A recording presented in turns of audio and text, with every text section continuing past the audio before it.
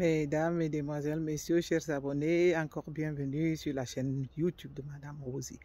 Écoutez, je vous reviens, c'est une journée riche en informations par rapport au coup d'État du Gabon. Vous savez, je vous l'avais déjà annoncé, j'ai débarqué sur les réseaux sociaux par rapport à un coup qui m'avait choqué, c'était pour l'assassinat de Martinez Roger. Je vais toujours le répéter et profiter pour demander justice. Voilà, nous entamons directement pour le coup d'État du Gabon.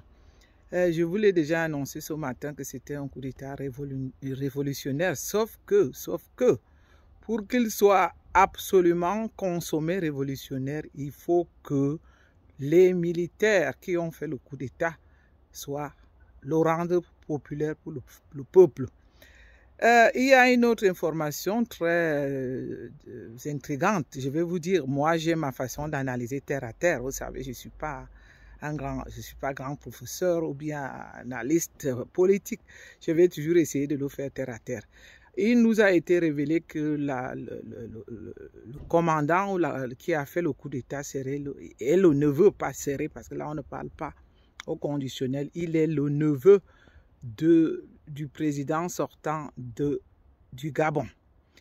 Alors ceci a inquiété, moi particulièrement, ça m'a inquiété lorsque je disais qu'on doit être encore prudent ce matin parce que on avait comme impression que les choses n'étaient pas... Rien que le discours, d'après moi, comme je l'ai écouté, ce discours ne me rassurait pas. Donc, heureusement, le fait que le discours ne m'ait pas rassuré, j'ai essayé de dire qu'on soit prudent.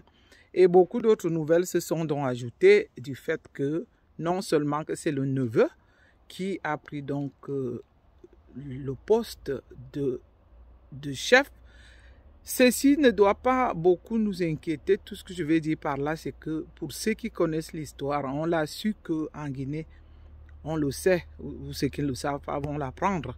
Comme moi aussi, j'apprends beaucoup de choses. Celui qui est président en Guinée équatoriale aujourd'hui, pour que les gens ne confondent pas, j'ose citer son nom, ce que j'aime pas d'habitude pour des gens, pour moi, inutiles. Celui-là s'appelle Théodore Obiangema Bezoro. On le sait qu'il avait fait un coup d'État lui-même à son oncle et qu'il avait fini avec lui pour ne pas... Il l'avait éliminé.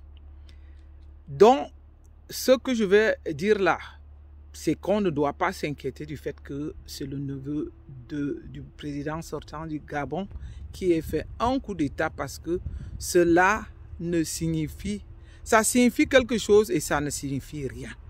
Ça peut signifier quelque chose s'il reste toujours l'allié de la France-Afrique et que ça soit fait parce que la France-Afrique est derrière lui pour le pistonner.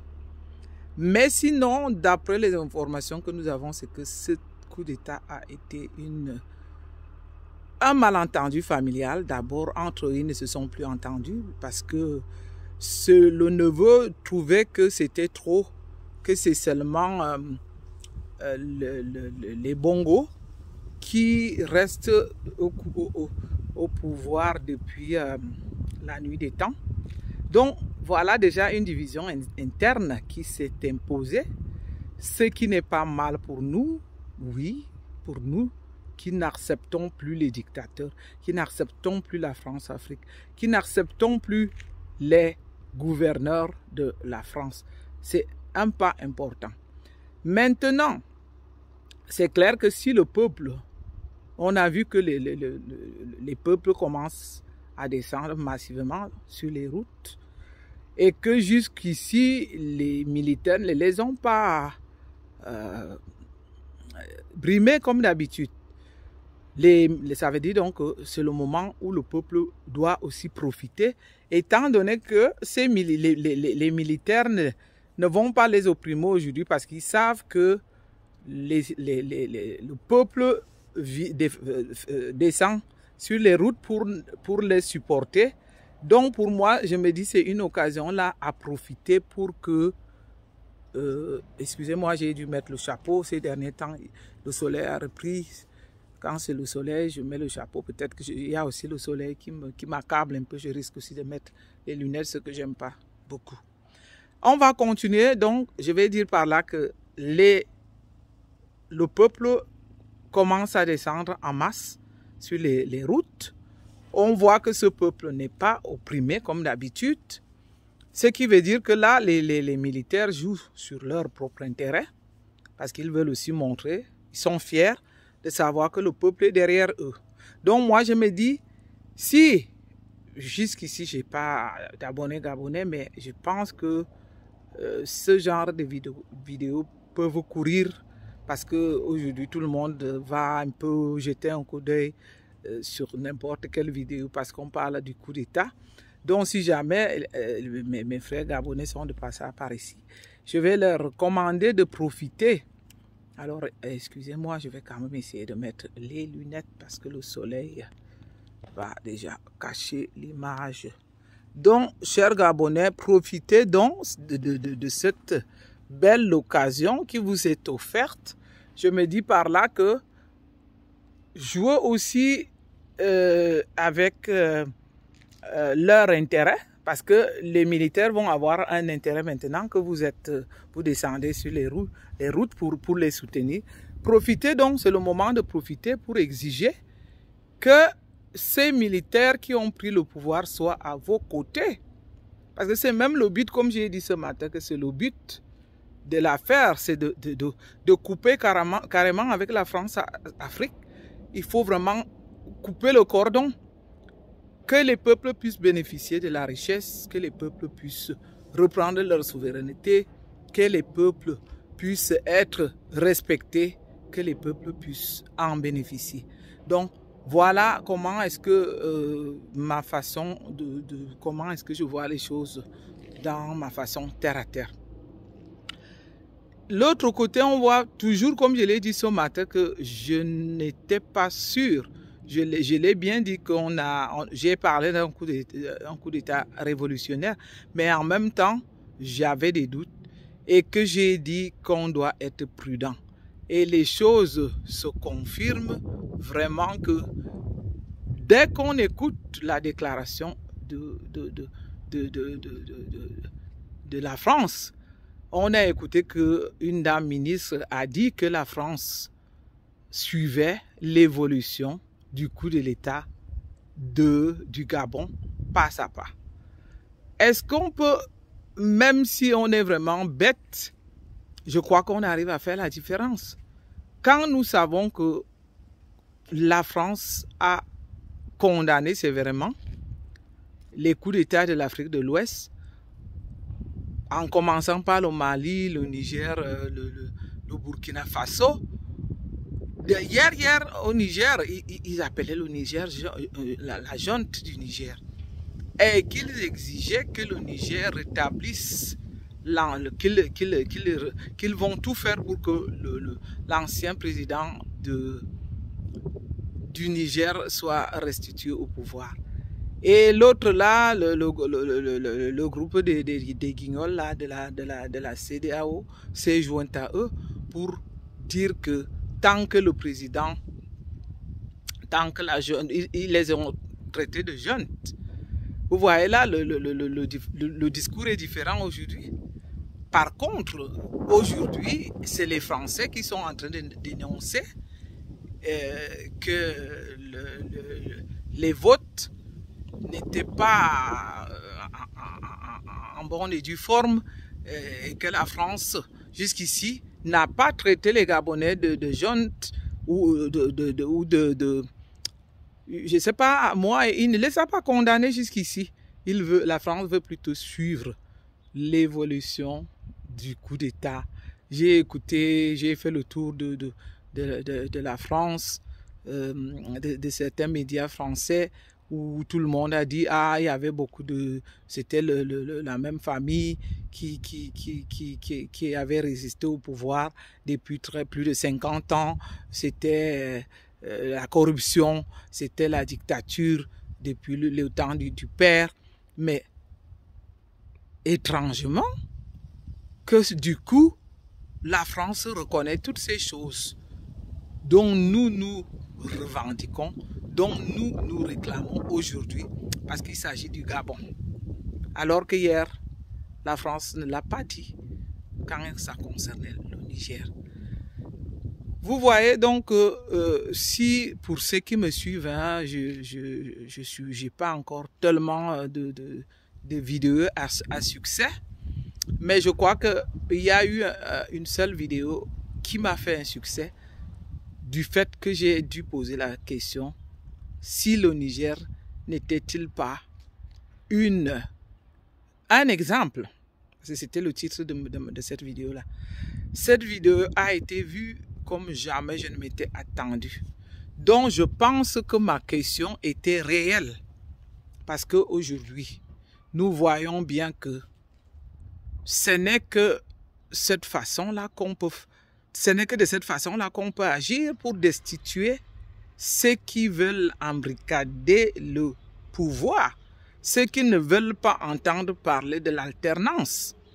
Comment voulez-vous, pour des personnes parfois qui s'attaquent à nous, parce que ceux qui profitent, comme je le dis, qui vont ramasser les miettes, parce qu'il faut reconnaître que même si on vous paye à 10 millions, ça ne peut être que des miettes par rapport à ce que le système consomme avec sa France-Afrique. Ce n'est que les miettes. Donc ça veut dire que ceux qui vont ramasser les miettes se retournent tout de suite contre nous. Vous voulez que les peuples de l'Afrique se comportent comment? C'est la question que moi je vais vous poser, surtout nous qui sommes en Occident. Ce sont eux qui vantent la démocratie, comme au Cameroun, où on dit qu'on reconnaît que la démocratie, que le président actuel, les gens se souviendront que c'est lui qui a laissé la démocratie. Quelle démocratie? Quand un gouvernement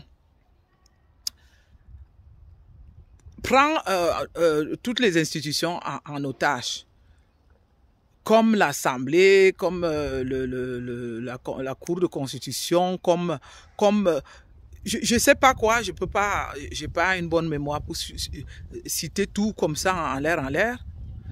Je vais dire donc par là que, et même la justice, lorsque un gouvernement prend toutes ces institutions en otage, je peux seulement citer trois comme l'Assemblée, comme la justice, ou encore j'ai cité un autre là, oui, dont je ne peux pas tout de suite le dire. Lorsque donc toutes ces institutions sont prises en otage, comment pensez-vous qu'on va arriver à l'alternance? Je le disais sur mes vidéos précédentes, pareil. Pour certains, ils trouvent qu'on dit des choses dures, mais c'est la réalité. Je l'ai dit même sur la vidéo d'hier que j'ai dû retirer simplement parce que j'avais trouvé dommage que le peuple gabonais devrait aussi se retrouver comme nous. Parce que là, je disais que c'était déjà une entrée. Dès que le troisième mandat de l'autre qui sortait se serait fait consommer. D'ailleurs, ils étaient déjà là aussi pour une éternité. Si on parlait du père, ça veut dire que leur pouvoir a duré plus longtemps que le nôtre. J'étais donc en train de dire que c'était désolant que c'est à la dernière minute qu'ils ont choisi leur candidat unique de l'opposition et que ce candidat unique n'a pas eu le temps de faire sa campagne, mais heureusement qu'à cause d'une rupture interne entre le président sortant et sa femme et son neveu direct, que ça a donné ce que vous savez déjà, que nous savons. Mais lorsqu'on analyse bien, on se dit, on se pose la question telle que je l'avais posée, que je l'avais dit comme ça sur une vidéo, est-ce que le Niger ne serait pas un exemple? Je le disais il y a 2 jours, chez nous, au Cameroun, je leur disais, Je voudrais bien soutenir un des opposants, mais pas le soutenir pour se faire encore tromper comme les anciennes fois, comme les fois précédentes. Parce que lorsqu'on se donne de son temps, lorsqu'on donne de l'énergie, comme moi, parce que si je fais quelque chose, je le fais à fond. J'ai cité sur une de mes vidéos hier que j'avais voulu supporter un autre jeune, je ne me cache pas pour le faire, qui s'est présenté comme candidat en 1998. C'est terrible comme ce monsieur est vraiment à 1000 faces. Il lui est arrivé de m'appeler personnellement sur mon téléphone et que pour envoyer de l'argent, je suis passé par un neveu que je salue, force à toi. Je l'ai soutenu sérieusement. Je n'étais pas seul. Beaucoup de personnes de la diaspora l'ont soutenu. Parce que premièrement, on se disait qu'il est jeune, il avait l'air éloquent quand il faisait des sorties. Malheureusement, c'était encore un escroc, moi je le dis comme ça, qui a mis sa jeunesse en jeu, qui a mis le rêve que les Camerounais avaient de lui en jeu pour nous escroquer. Parce que moi, j'ai encore la preuve de la somme d'argent qu'on a été déposée pour sa campagne électorale. J'étais même prête à fournir, à donner et les voitures et les chauffeurs, tout ça, ça a été une bonne escroquerie organisée pour après qu'il ait eu encore à s'allier avec le parti au pouvoir. Pour donc dire que moi, je l'ai dit, nous, parce que je fais aussi partie d'une communauté qui pense comme moi, nous voudrions bien supporter un candidat de l'opposition. Mais nous ne voulons plus nous faire avoir. Parce que je l'ai bien dit que ces candidats de l'opposition, eux-mêmes, tant qu'ils n'ont pas la solution sous la main, il ne faut pas qu'ils nous laissent, qu'on se fasse, qu'ils nous embarquent encore dans leur histoire. Parce qu'en même temps que eux, ils nous embarquent, nous on sort l'argent de notre poche. Et lorsque ça tourne au fiasco, c'est notre argent propre qui est perdu. Alors que eux, en tant que candidats de l'élection, ils reçoivent aussi une certaine caution qui, quand même, parfois, on ne sait pas exactement combien ils reçoivent, mais on peut imaginer que lorsqu'ils reçoivent des cautions, ça peut quand même combler leurs déplacements, leurs dépenses et leurs campagnes. Par contre, nous autres, quand nous sortons cet argent de notre poche, c'est de l'argent de nos familles, c'est de l'argent de nos enfants, c'est de l'argent de notre fruit du travail. Le cas du Gabon va donc aussi nous donner encore beaucoup plus d'informations à l'avenir parce que nous allons voir l'évolution à la longue. Comme je vous ai dit, nous avons de très très bons analystes politiques au Cameroun. Je n'en fais pas partie, mais je sors toujours parce que ça fait partie des faits qui minent la société. Parce que le fait que le peuple du Gabon soit resté aussi embrigadé toutes ces années sous la dictature d'une seule famille, en complicité avec la France-Afrique, c'était un fait grave qui mine la société, parce qu'on sait aussi qu'il y a beaucoup de pauvres au Gabon qui vivent aussi avec moins de 5 $ par jour. Donc c'est un fait aussi qui me parle en tant que citoyen du continent de l'Afrique. C'est la raison pour laquelle je viens de battre terre à terre. Acceptez-moi avec ma façon de débattre terre à terre.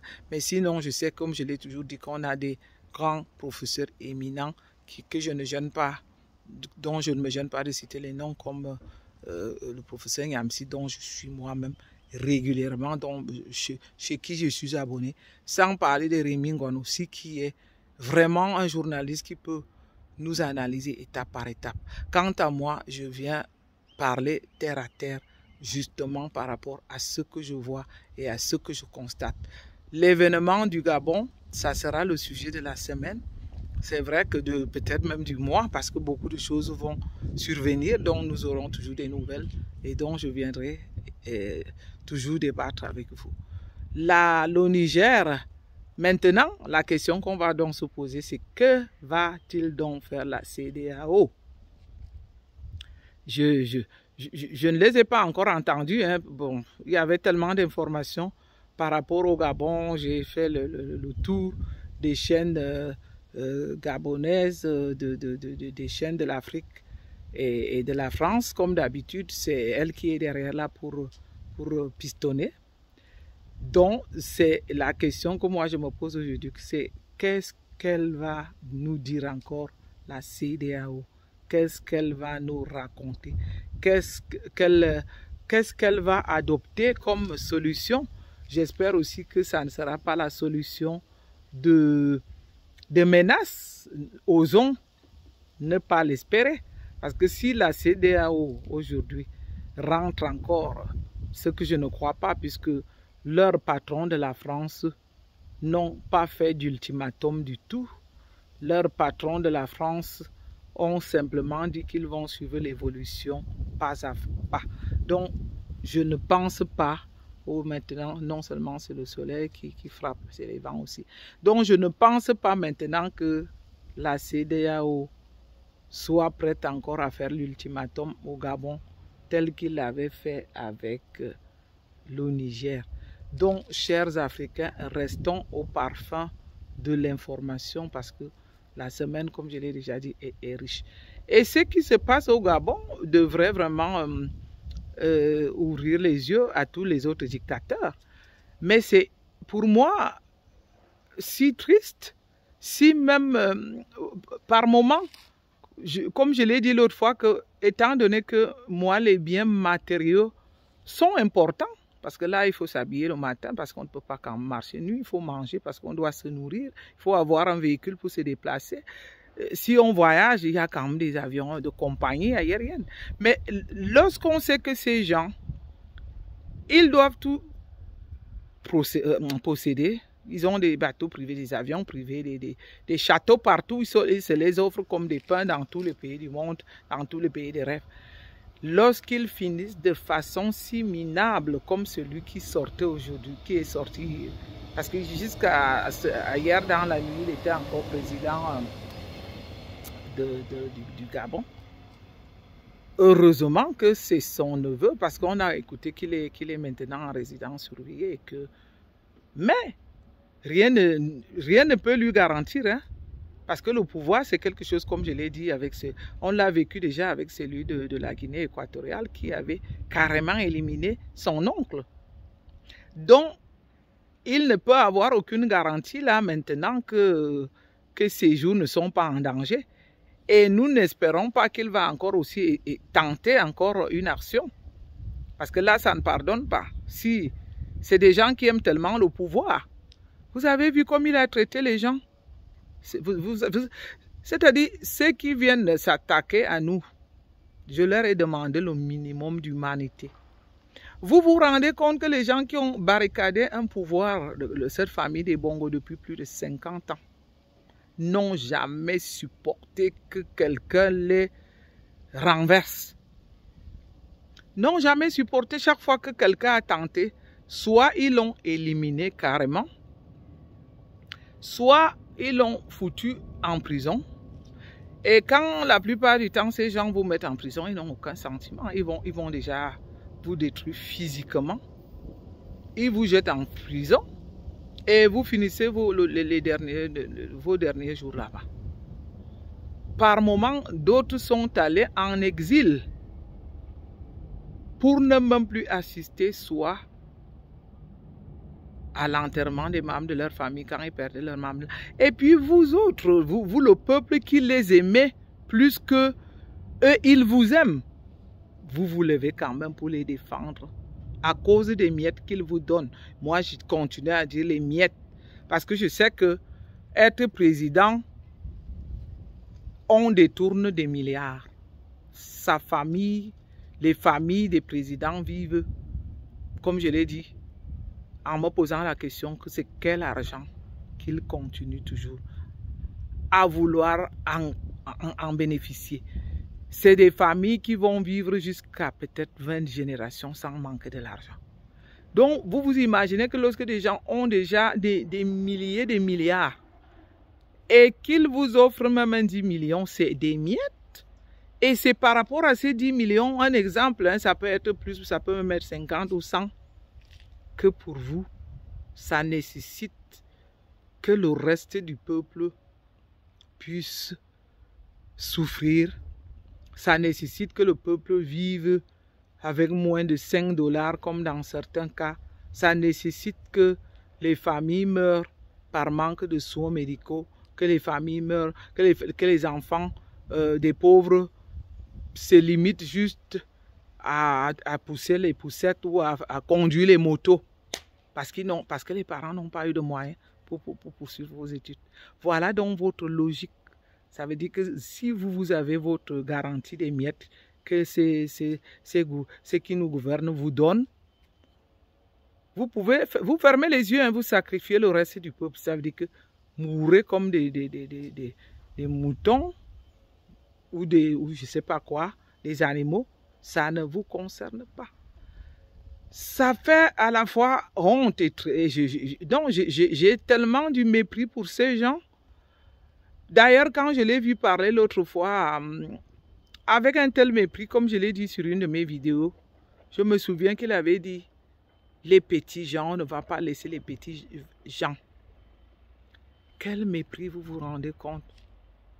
Je l'ai dit sur une de mes vidéos que des êtres humains qui sont comme nous, qui respirent comme nous, qui font tout comme nous, comment ils arrivent à mépriser le reste du peuple de cette façon?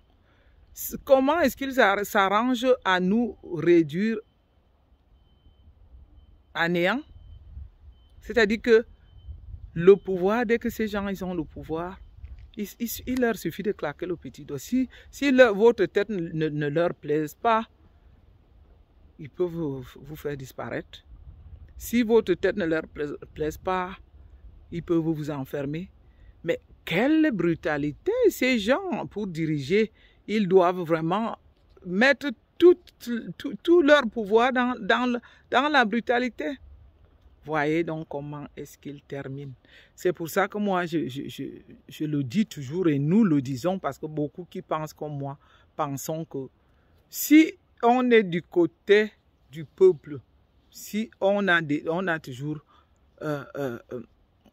combattu pour les bonnes causes, votre nom reste à jamais. Quand vous savez qu'un nom comme Mère Teresa, ce nom-là ne disparaîtra jamais. Mais regardez tous ces individus, comme ils sont traités quand ils perdent leur pouvoir. Ils sont parfois traités comme celui de Bazou aujourd'hui au Niger, où il ne peut plus dire mot. Parce que là, Dieu seul sait comment est-ce qu'il vit aujourd'hui. L'homme même qui venait de tuer des dizaines de personnes il n'y a pas longtemps. L'homme même qui pouvait seulement claquer le doigt pour qu'on vienne vous arrêter, qu'on vous enferme. Et ça, qu'est-ce qu'ils laissent comme héritage? Donc derrière eux, c'est la question qu'on s'est toujours posée, c'est que c'est quel héritage? Un héritage de honte. Un héritage du ridicule. Parce que lorsque vous finissez, que vous sortez de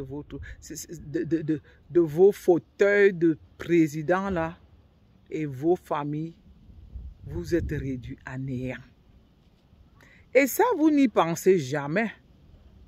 Parfois, je me dis, mais comment est-ce que les gens peuvent être si bêtes? On dit toujours que quelle que soit la durée de la nuit, le jour va se lever. Comment est-ce que quelqu'un peut même se dire qu'il est éternel? Déjà que nul n'est irremplaçable. Les gens, quand ils dirigent, quand ils ont le pouvoir, ils sont prêts à sacrifier tout le monde. Hein. Ils peuvent sacrifier tout un pays. C'est ce qui se passe chez nous en ce moment au Cameroun. Parce que je vais toujours profiter pour des occasions comme celle-ci. Une guerre comme celle du Sud-Ouest et du Nord-Ouest n'en mérite pas. Ça ne nécessite pas. Mais on s'en fout. On peut tuer les populations là-bas. On peut tuer tout ce qui lève la tête là-bas. Et même, combien de nos militaires nous avons déjà perdus dans cette guerre? Ça ne parle à personne, non. Ce qui compte, c'est le pouvoir. Et puis, beaucoup vont quand même aller danser, aller les applaudir, dire comment est-ce qu'on a la paix, comment est-ce que depuis qu'ils sont au pouvoir, comme chez nous au Cameroun, ceux qui sont des Yaoundé là, ils chantent ça tous les jours. Depuis que notre président est au pouvoir, on a la paix. Quelle paix? Ça veut dire que tant que les gens meurent au sud-ouest ou au nord-ouest et que vous avez encore cette paix à Yaoundé, ça vous suffit. Aucune question à se poser, aucune interrogation. C'est ainsi va le monde. Les Français, non, je reviens toujours par là parce que c'est toujours le même sujet qui va à la fois concerner et les Français et les Nigériens et les Gabonais.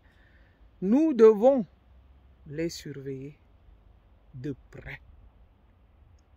Parce que, espérons que, comme nous avons appris que le peuple gabonais va descendre massivement dans les rues, que le commandant qui a pris le pouvoir ait une oreille fine pour qu'il puisse écouter son peuple.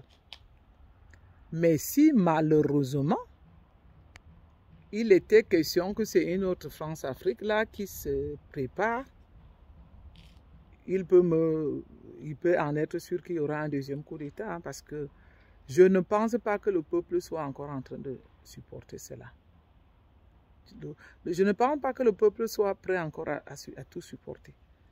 Donc, en ce moment, le peuple, la France-Afrique doit être toujours traqué, surveillé de près. Le vent de la révolution a commencé, comme je l'avais dit, qu'il est temps que tous les pays d'Afrique se lèvent en un et qu'ils sortent de la France-Afrique et qu'ils revendiquent leur indépendance et qu'il y ait vraiment cette rupture totale. Donc, pour une fois aujourd'hui, je peux encourager le peuple du Gabon, comme eux-mêmes ils l'ont décidé, de descendre sur les rues et de revendiquer votre vraie souveraineté et de revendiquer vos richesses, de revendiquer la rupture avec la France-Afrique. Parce que ceci a beaucoup trop duré. Parce que vous voyez, l'occasion que vous avez, vous là-bas au Gabon aujourd'hui, c'est une occasion unique. Parce qu'en temps normal, qui accepte que les citoyens, que le peuple descende sur les rues? Personne. Tant qu'ils sont au pouvoir, ils ne l'acceptent pas. On l'a vu partout, que ce soit en Côte d'Ivoire, quand les gens ont essayé, ou au Sénégal. Au Gabon, aujourd'hui, je dis bien que les militaires l'acceptent parce qu'ils ont besoin du soutien du peuple pour démontrer au monde entier que le peuple est derrière eux. C'est maintenant alors aussi que le peuple doit en profiter. Le peuple doit poser des conditions. Le peuple doit exiger que nous, il faut déjà commencer à écrire les pancartes. Nous serons derrière vous si vous êtes là pour le bien du peuple. Si vous arrêtez avec la France-Afrique, et que j'espère qu'il y aura des débats et que beaucoup de choses vont se conclure pour que véritablement ce coup d'État soit vraiment une victoire du peuple et que ça soit révolutionnaire comme je l'ai dit. Parce qu'il ne peut être révolutionnaire que si le peuple en profite. Et d'ailleurs, c'est ce que j'ai pensé ce matin. En ce moment-là, je n'avais pas encore des informations. J'ignorais que le neveu du président sortant, que c'est lui qui était le commandant en chef. L'Afrique, il y a un temps comme ça, hein, il y a un temps pour tout. C'est vraiment un vent qui est en train de souffler vers l'Afrique, c'est le vent de l'Afrique.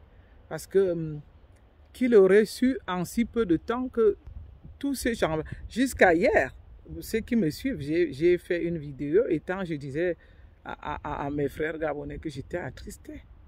Seulement un jour après, la situation a changé. Non, à moins que ça soit vraiment, je ne sais pas comment.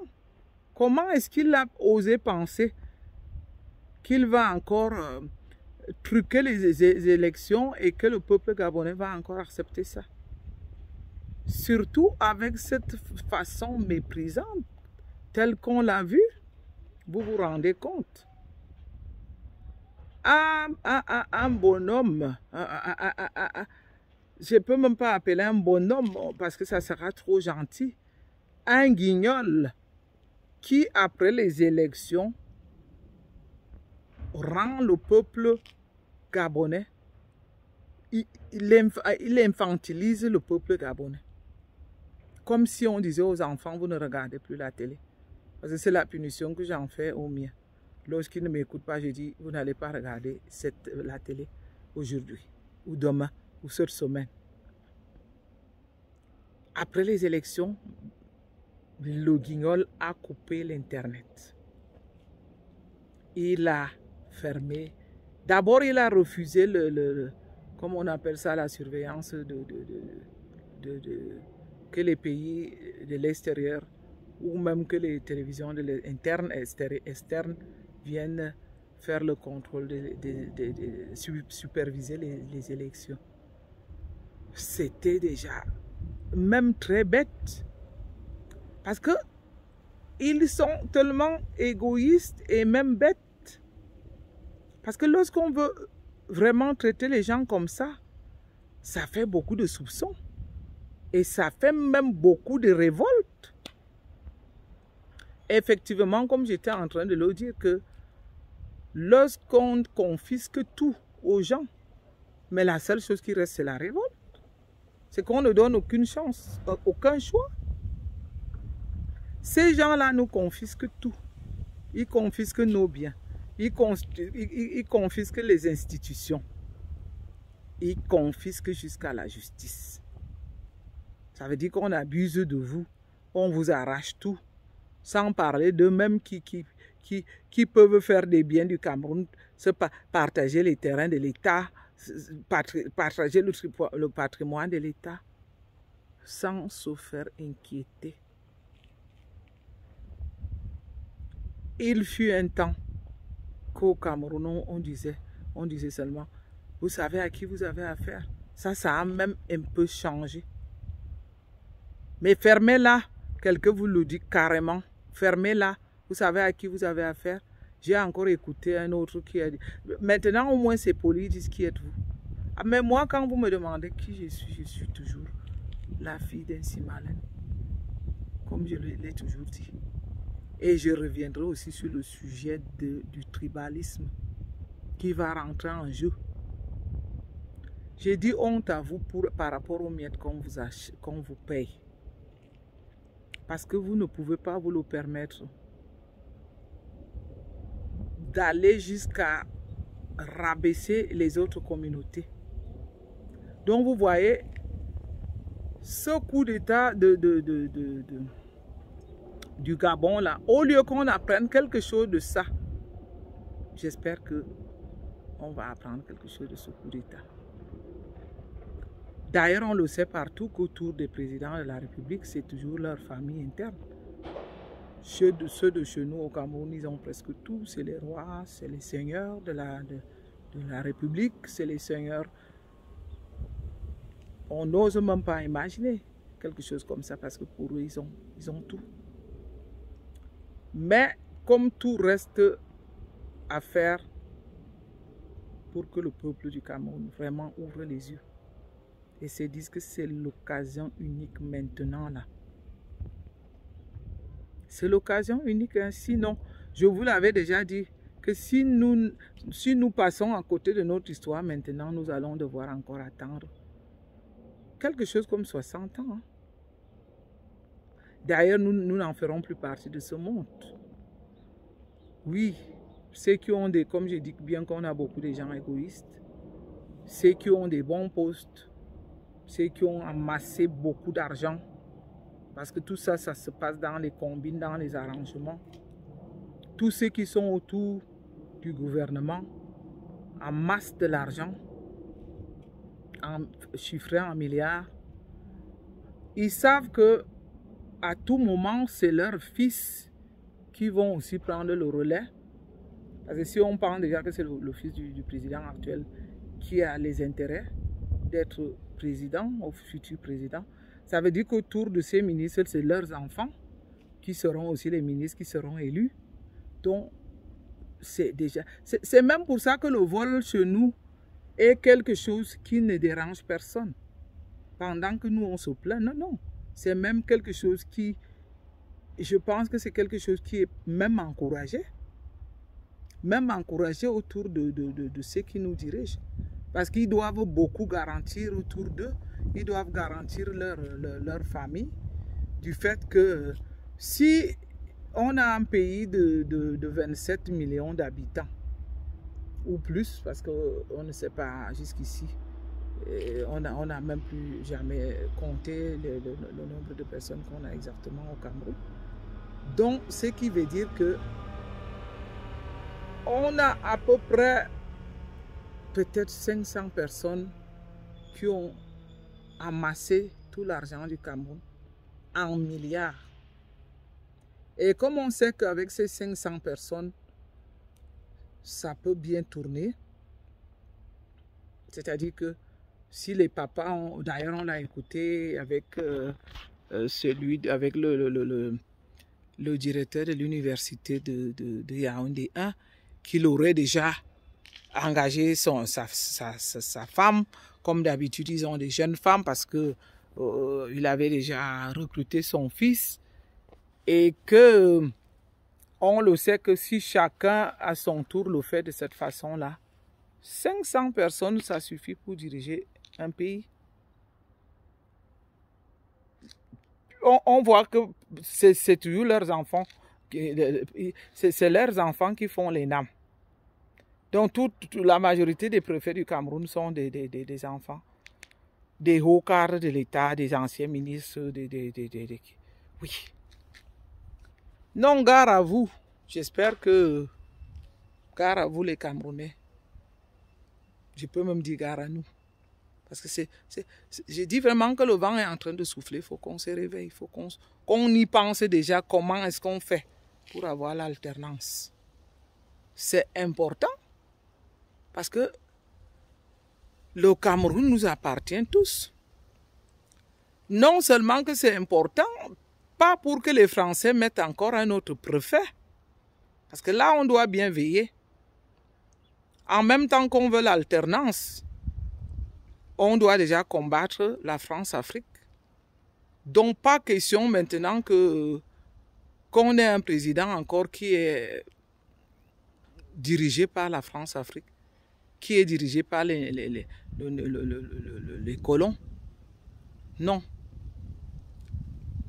C'est pour ça que lorsque je fais des vidéos, j'enchaîne beaucoup de choses à la fois. C'est hier que je le disais. J'espère que les opposants du Cameroun ont déjà une idée de comment est-ce que les choses vont se passer. Parce que c'est très important d'y penser. Ce n'est pas seulement parler de la liste des élections. D'ailleurs, vous le savez, comme je le disais l'autre jour, la liste des élections sert à quoi si l'ECAM est derrière le président qui nous dirige? Si la Cour de Constitution est derrière lui. Je le disais l'autre jour que ceux qui sont là maintenant comme opposants le savent. C'est même pour ça que je les en voulais. Parce qu'ils savent que tout ceci va tourner à quoi? À rien du tout. On va parler heureusement que là, au Gabon, ça a été saisi de justesse. Parce il a voulu passer à l'étape supérieure comme d'habitude. Oui. Comme eux-mêmes, les militaires ont dit que les élections ont été... Le vote a été... Ça a été tronqué. Et dès que c'est fait comme ça, si son neveu ne s'était pas levé pour réagir, c'est consommé. Vous allez défiler, vous allez marcher, on va vous réprimer. Beaucoup allaient même se faire encore arrêter. Mais c'est là où ils doivent quand même comprendre quelque chose. Est-ce que lui, là, maintenant, il est vrai qu'on a appris que son neveu l'a mis en résidence surveillée. Qu'il s'imagine que si lui, là, on le réprimait aujourd'hui. Là, il n'a plus de pouvoir. C'est fini. Même que c'est son neveu, il ne doit vraiment pas... Il ne doit pas se taper le torse. Je sais que quelque part, il est un peu rassuré que c'est son neveu. Mais pour combien de temps? Il est rassuré maintenant, mais qu'il n'essaie pas de lever le petit doigt. Donc la lutte continue. Nous allons toujours encourager les peuples de l'Afrique de se préparer à la libération totale. Toute l'Afrique doit... Et puis on verra que les mentalités vont changer. Oui, voilà aussi où je voulais en venir. Parce que vous comprenez que si tous les peuples se libèrent aujourd'hui, il y aura le respect des individus. Il y aura peut-être la justice. Pas peut-être, il y aura la justice parce que c'est autant de choses qui sont importantes dans la vie des citoyens. Il y aura la vie normale pour que chaque citoyen puisse quand même vivre au moins avec quelque chose comme 20 $ par jour.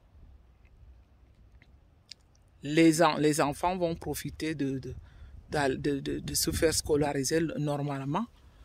On aura des hôpitaux équipés, on aura des routes, on aura de l'infrastructure des routes. Je ne sais pas comment est-ce que vous-même qui êtes égoïste, lorsque vous voyez rien que parler de l'état de certaines routes, lorsque je vois souvent la télévision montrer ces routes-là, pour arriver dans certains villages, les gens font 3-4 jours. On voit les voitures qui s'embourbent. Non, là c'est clair que les gens ferment les yeux dessus. Si ils ont déjà leur vie de chef, d'hommes riches, s'ils ont leurs intérêts autour, ça ne parle pas, ça ne parle plus aux autres. Alors que c'est autant de choses qu'on doit. Nous devons nous joindre tous ensemble pour dire stop à cette façon de voir les citoyens survivre. Stop au fait que les mamans accouchent et que les bébés meurent parce qu'il n'y a pas de couveuse. On a vu cette femme qui s'était fait éventrer parce que elle s'appelait Monica Kumate, qui s'était fait éventrer parce qu'elle n'a pas eu les soins. Celle-là, on l'a déjà oubliée. Parce que je le disais au Cameroun qu'on peut tout de suite oublier très vite. Et la vie continue. C'est-à-dire qu'un phénomène grave arrive. Des pertes de vie catastrophiques comme on venait de vivre l'effondrement de Douala. C'est vrai aussi que on a tellement de faits actuels sur les réseaux sociaux qu'on ne peut pas parler du même cas tous les jours. Ce qui est tout à fait logique. Parce que les événements vont se suivre au fur et à mesure, ce qui va faire que plus ces événements vont se suivre, plus les gens vont s'en intéresser et les autres seront mis de côté. On va y penser seulement de temps en temps. Voyez donc vous-même comment est-ce qu'on peut vite oublier. J'ai aussi dénoncé cette semaine par rapport à cet effondrement de Douala où les familles se sont fait anarquer. Alors que l'État a promis s'occuper de ces familles. À la dernière minute, ces familles se sont retrouvées abandonnées. J'ai vu une levée du corps, même si je me répète, ce n'est pas bien grave, je l'avais déjà dit sur une des vidéos précédentes, où cette famille-là, où une dame était morte avec 2 enfants, on a dit 2 cercueils pour 3 personnes. Et qu'une dame faisant partie de cette levée du corps expliquait qu'elle avait été de bureau en bureau. D'étage, elle a même précisé, d'ascenseur en ascenseur, d'étage en étage. Et lorsqu'elle arrivait dans tous ces bureaux, on lui disait qu'on n'était pas au courant parce qu'elle allait revendiquer, qu'elle aurait écouté qu'on allait prendre les familles en charge. Tout le monde a répondu qu'ils n'étaient pas au courant. Quelle honte. Donc, ne vous en faites pas, nous sommes toujours dans le sujet du Niger. J'ai vu Kémy Séba qui a aussi parlé aujourd'hui, qui a dit que, après qu'il ait eu à intervenir, on s'est posé la question, à qui le tour prochainement? Parce qu'on ne doit plus laisser les choses passer. Hein. Il faut vraiment qu'on se mette en tête que chaque fois que les dictateurs veulent truquer les élections, qu'on ne laisse plus passer. Parce que si au moins les élections étaient transparentes, si ces gens reconnaissaient la victoire des autres, mais les choses seraient agréables. Est-ce qu'on aurait même eu besoin de venir penser ou bien venir encourager les coups d'État aujourd'hui pour dire bravo quand il y a un coup d'État? C'est parce que ces gens, pour eux, le pouvoir leur appartient. Ils doivent rester au pouvoir jusqu'à la mort et après eux, c'est les générations futures de leur famille. Mais alors que l'Europe, le colon même qui est là, de respecter la démocratie, le colon les encourage à le faire pour profiter. Vous vous rendez compte, comme au Cameroun depuis le temps, moi depuis que je suis adulte, j'ai vu les présidents défiler comme Giscard d'Estaing, Mitterrand, je ne sais pas, il y a eu quoi encore, voilà, Giscard d'Estaing, Mitterrand. Après, il y a eu l'autre qui était maire de Paris. Après, il y a eu le petit là avant Sarkozy. Après, il y a maintenant Macron. Mais nous, on a vu tous ces présidents défiler. Et que nous avons eu le même président. Et que chez eux, ils parlaient de démocratie. Et que chez nous, de toutes les façons, chacun de ces présidents profite. Chacun de tous ceux qui sont partis. Parce que lorsqu'ils sont les présidents français, ça veut dire que ce sont eux qui dirigent l'héritage de la France-Afrique. On a même vu certains quitter du pouvoir, comme à l'époque de Mobutu, de Bongo, et qu'ils étaient encore amis, bon père, hein, pas fils, même fils. On les a vus revenir en visite privée chez ces dictateurs de l'Afrique, parce qu'ils ont gardé une amitié qui n'a pas de nom. Ça doit donc nous montrer que eux, ils travaillent comme en France pour leur peuple. Ils pillent l'Afrique, les biens de l'Afrique vont pour le peuple français. Et eux, ils nous poussent à la gueule du loup. Ça veut dire que les peuples de l'Afrique, les populations de l'Afrique... D'ailleurs, c'est l'autre là de Macron. Il a osé nous traiter les femmes de l'Afrique qu'on faisait des enfants et qu'on n'était pas responsable de ces enfants. De quel droit il avait? Mais comme il est hautain celui-là, il a même encore voulu pousser plus loin pour s'intéresser maintenant, pour toucher notre cadre privé. Ce n'est pas normal. C'est comme j'ai posé cette question hier, pour qui est-ce que ces gens-là se prennent? Le pouvoir les trompe tellement, l'argent les trompe tellement que dès qu'ils sont au pouvoir et qu'ils ont de l'argent. Mais comme ça commence là. Et puis c'est les mêmes là hein, qui les soutiennent aujourd'hui, qui nous laissent nous maltraiter, qui nous laissent... oui, qui vont aussi toujours les soutenir après, hein, parce que je sais qu'au Gabon, d'ailleurs, tous ceux qui ont profité autour du système, étant donné même déjà que c'est un problème familial, qui ne devrait pas même diviser et surtout que le peuple gabonais ne se laisse pas faire parce qu'ils se disent que c'est un neveu. Non, le peuple gabonais doit être exigeant jusqu'à la fin.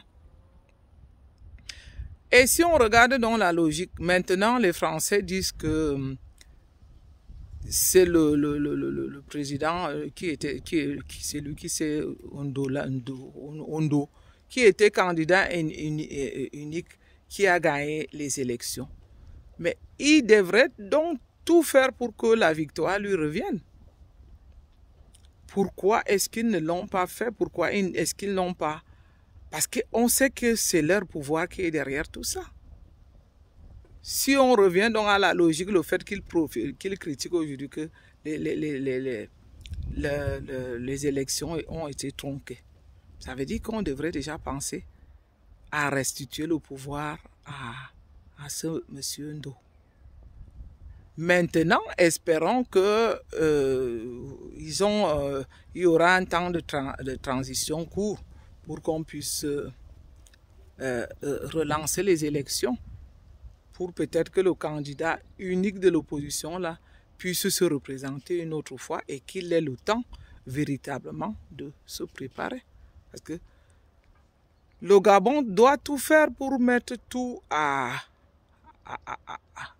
son avantage. Le peuple gabonais doit penser d'abord véritablement à ses propres intérêts, à ses enfants. Le peuple gabonais, le message que on a à vous passer, c'est que nous, les véritables fils et filles du continent africain, nous sommes avec vous, nous sommes derrière vous. Nous n'allons pas lâcher, nous allons continuer à suivre l'événement. Ne vous laissez pas faire, ne vous laissez pas embarquer par la déception. Parce que j'ai déjà entendu parler du fait que, étant donné que c'est le fils, le neveu, donc le neveu ne doit pas changer grand-chose. Il faut seulement tenir tête. Et on dit bien, il faut battre le fer quand il est chaud. C'est maintenant. Donc, il ne faut pas lâcher. Parce que parce que comme on voit là, les militaires en fonction aujourd'hui veulent profiter du peuple. Ils ont même besoin de vous. Parce qu'il ne faut pas rêver.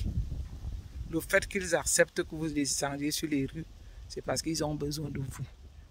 Parce qu'ils savent que sans vous, parce qu'ils veulent aussi mettre cette victoire-là derrière le peuple. Mais alors, il faut que cette victoire soit effective. Que c'est une victoire du peuple. Il ne faut pas que ça soit une victoire de façade. Et qu'ils nous la montrent seulement de face et que véritablement, c'est encore derrière le néocolonialisme. Non. Il faut mettre certaines... il faut vraiment mettre les points sur les i. Il faut avoir des résolutions sérieuses en faveur du peuple gabonais.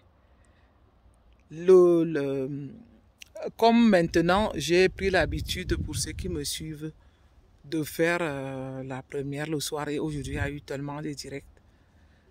Moi, j'ai fait une petite vidéo d'environ 10 minutes ce matin que j'ai lancée, et celle que je fais là actuellement va passer en soirée pour la première fois. C'est chaque jour que nous allons suivre l'activité, chacun à son tour.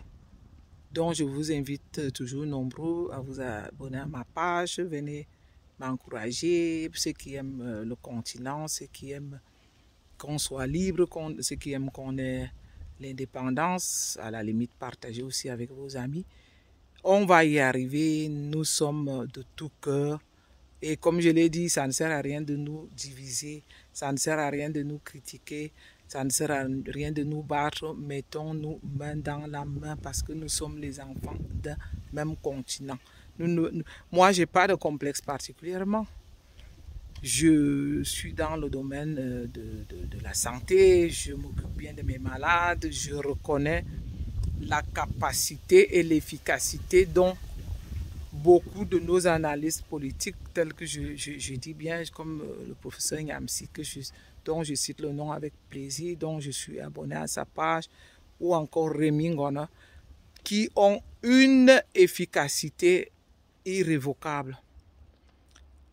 Quant à moi, je suis une qui vient parler, je l'ai déjà dit, je me répète, qui vient parler terre à terre parce que là, un fait de la société. Donc, supportez-moi tel que je suis. Mais j'aime bien aussi les encouragements. J'aime ceux qui s'abonnent à ma page et qui viennent partager les nouvelles du continent ensemble. Parce que là, c'est aller au-delà du pays, hein, parce que là, on ne parle plus que du Cameroun. Là, nous parlons du continent. Donc pour moi, c'est une journée très très joyeuse, une journée pleine d'informations. D'ailleurs, je n'ai pas travaillé le mercredi, j'ai toujours libre pour m'occuper de mes chouchous, pour m'occuper de mes enfants. Je dis bien que j'aurais beaucoup regretté si la nouvelle d'aujourd'hui tombait, par exemple, hier, au moment où j'étais absente à la maison et que j'ai dû revenir le soir. Mais là, je l'ai vécu vraiment. Je suis tombée sur cette information à temps. Et là, je profite aussi pour faire une vidéo à temps. Et peut-être que j'en fais encore une autre aujourd'hui, qui sait, parce que tout à l'heure, dès que je vais les amener s'entraîner, pendant qu'ils seront à l'entraînement, je veux aussi encore faire le tour de l'information du continent. Et s'il y a une autre nouvelle à partager avec vous, je viendrai bien partager avec vous. Donc, c'est la joie totale. C'est beaucoup, beaucoup de courage au peuple gabonais. Vive le Gabon! Vive l'Afrique! Nous sommes heureux et heureuses de vous connaître devant la porte de la liberté, pourvu qu'elle soit une réelle liberté, une liberté réelle, révolutionnaire, telle que je l'ai dit, parce que je dis, elle sera révolutionnaire bientôt si c'est le peuple qui en bénéficie. Alors, encore à vous, bravo le Gabon, vive le Gabon, vive l'Afrique. À bientôt, bye bye.